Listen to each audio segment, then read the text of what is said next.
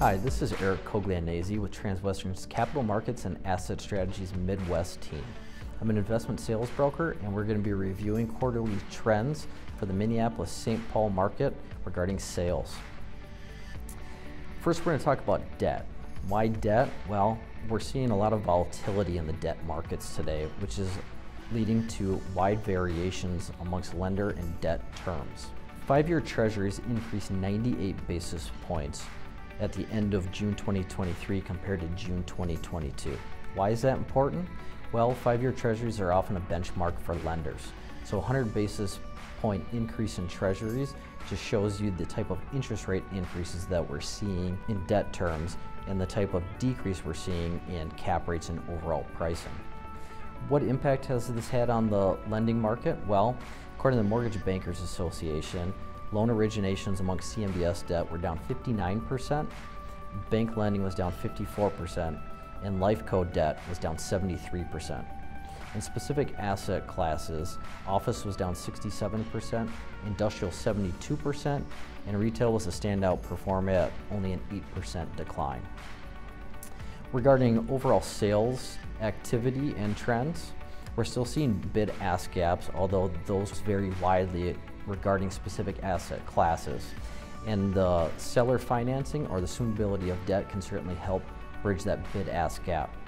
All those things said, we're still seeing deals getting done. They're just highly concentrated within the private equity and high net wealth individual markets. Retail investment sales has remained relatively strong compared to the other asset classes. And that's primarily due to the strong fundamentals within the market. Vacancy rates have remained relatively stagnant, and we're still seeing increases in rental rates. There's also limited new supply being delivered to the market, and that is being delivered is primarily build to suit. Regarding transaction volume has declined. However, it's been a relatively small decline. Things that are helping that segment of the market are the facts that it's a lower price point compared to, say, office or industrial, and so there is available financing. It's also a segment of the market that attracts a lot of private capital, such as high net wealth individuals. In fact, private capital represented 67% of all investment within the Twin Cities market in Q2 retail.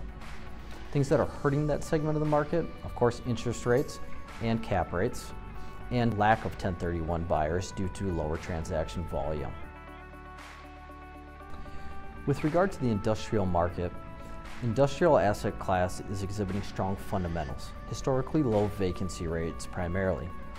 Rental rates are continuing to increase, and while tenant demand has begun to moderate, so has the development pipeline, which may offset those factors. We've witnessed a roughly 200 basis point increase in cap rates in the Class A industrial space. This has led to a decline in overall sales volume and price point, primarily due to a reduction in overall portfolio sales. We saw a 49% reduction in transaction volume in Q2 2023 compared with Q2 2022. Overall, many owners at this point are choosing to hold on to their investments as they believe that this asset class will continue to outperform for the foreseeable future. The office market is highly segmented. Haves and have-nots are a function of location, class, and price point. Lower price point office buildings remain significantly more liquid as compared to higher price point offices, primarily due to the availability of financing.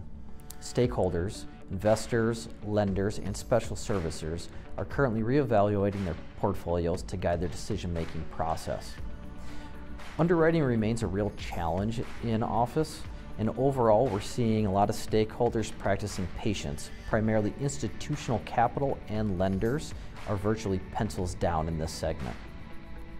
Institutional quality and high price point office buildings are currently being underwritten with 10+% cap rates and little to no credit for vacancy lease-up. This is leading to a dramatic decline in price per square foot for office buildings with little availability for refinancing and significant distress in the market. With limited buyers of institutional quality, We're seeing many of these assets returning to local hands, with the purchase of Hempel of LaSalle Plaza being a perfect example. Lower price point office buildings are seeing moderate buyer activity, primarily due to an availability of financing from local lenders. Buyer profile for this asset class is typically local private equity or high net wealth individuals, especially those with in-house leasing or management to increase their yield. The biggest bright spot within office investment sales is medical office. Healthcare tenants are resilient and sticky. Capital with few acquisition opportunities nationwide, cap rates have remained amongst the lowest of any asset class. Thank you for watching. Please click the link within this post to be taken to Transwestern's Q2 market reports.